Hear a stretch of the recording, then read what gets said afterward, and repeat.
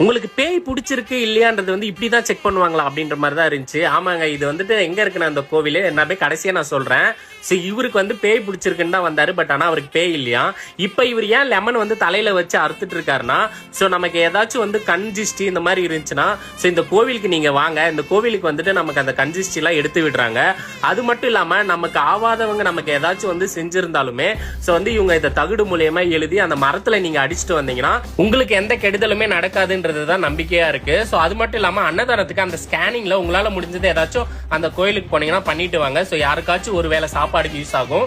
இந்த மரத்துல நீங்க ஒரு கருப்பு கயிறு கட்டினீங்கன்னா நல்லது நடக்கும்ன்றாங்க.